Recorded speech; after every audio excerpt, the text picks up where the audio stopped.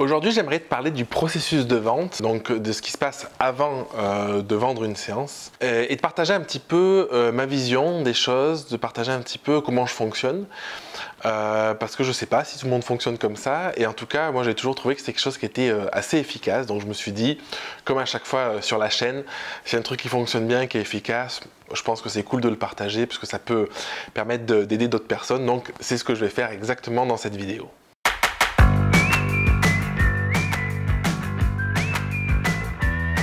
Alors, je fais cette vidéo parce que je pense que la plupart du temps, on passe à côté de contrats, non pas parce que notre offre elle n'est pas terrible, mais parce que on ne sait pas se vendre et notamment on ne sait pas forcément quoi dire dans les échanges qu'on peut avoir. Je vais faire une petite aparté avant de commencer. Si ton positionnement est défini par rapport au prix, a priori, tu n'as pas de problème à te vendre. Si tu vends une séance 150 €, bah, du coup, si ce que tu fais, ton boulot est top, bah, du coup, ça doit assez bien marcher pour toi. Sinon, bah, questionne-toi sur comment tu peux avoir plus de visibilité pour que ça fonctionne. Là, je vais vraiment parler aux personnes qui ont cette volonté de proposer une expérience un petit peu plus aboutie, de passer plus de temps avec leurs clients et du coup, indirectement, des personnes qui ont un prix plus élevé.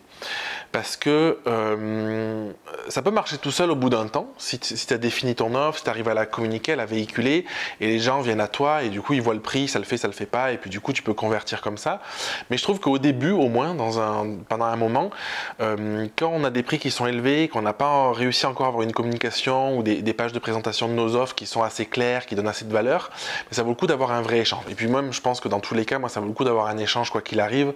C'est du temps que tu passes, mais c'est du temps de qualité qui va aider aussi pour la suite.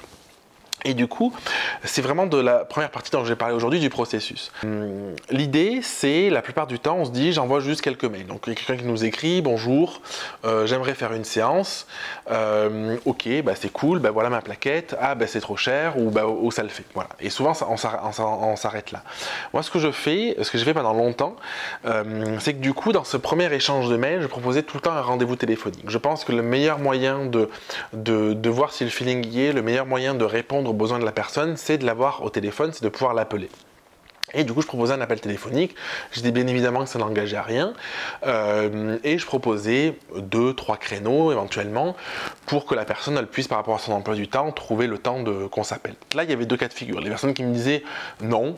Et clairement, bah, du coup, tu envoies ta plaquette, parce que de toute façon, c'est des personnes qui veulent juste avoir de l'info et qui n'ont pas envie de prendre de temps pour ça. Et du coup, la plupart du temps, je dirais dans 9 fois sur 10, bah, 99 fois sur 100 même, ça le fait pas. Parce que ce qui se passe, c'est que du coup, si tu as une expérience qui demande des échanges, tu as une expérience un peu chouette et tout ça, et qu'en face, tu as des gens qui n'ont pas envie de prendre ce temps-là, bah, du coup, a priori, ils n'auront pas envie non plus de prendre du temps pour l'expérience. Donc, c'est assez courant que ça le fasse pas. Et à l'inverse, tu as des personnes du coup qui seront prêts à ça. Et du coup, l'échange, pour moi, et c'est là la plus grosse erreur qu'on fait, c'est pas un échange pour vendre son offre en fait. Souvent, ce qu'on fait quand on est au téléphone, c'est allô, bah oui, bah ma séance, elle dure 2 heures, bah ça se passe là, on fait ça, on va blablater, déblatérer plein de trucs pendant, je sais pas, 10, 15, 20, 30 minutes. Et peut-être que ça peut le faire, tu vois, peut-être que tu vends déjà comme ça, mais je pense que tu vas gagner en changeant ton point de vue, en changeant ta stratégie. Pour moi, un appel, le seul but de l'appel, c'est pas pour partager du comment, ça pour expliquer comment ça se passe. Ça peut se faire en fin d'appel, mais c'est surtout pour comprendre le pourquoi chez les gens. Parce que du coup, quelqu'un qui vient faire une séance photo chez toi, la personne, c'est pareil pour du mariage, hein, je te dis séance, mais quelqu'un qui vient faire une séance, en réalité, c'est qu'elle a un besoin qui est assez clair dans sa tête ou un besoin qui peut être caché. Le besoin, a priori, ça va souvent être je veux des souvenirs par exemple, ou je veux des images de moi. Sauf qu'en fait, le fait d'avoir cet appel-là, tu vas passer de ce besoin qui est identifié et qu'a priori est commun à peu près à toutes les personnes qui veulent faire des photos, à un besoin beaucoup plus marqué. Si tu as quelqu'un au téléphone et que tu lui dis pourquoi vous voulez vraiment faire des photos, parce que dans mon histoire, quand j'étais petite, j'ai pas eu de souvenirs avec mes enfants. Là, c'est ma deuxième grossesse, j'ai pas fait de photos pendant ma première grossesse, je veux des photos et je veux aussi des photos de famille. Du coup, tu vois que le besoin, il n'est pas juste d'avoir des souvenirs. Le besoin, il est lié à peut-être une blessure, peut-être à une problématique que la personne a ou a eu, qui fait qu'aujourd'hui, en fait, c'est important de faire des photos.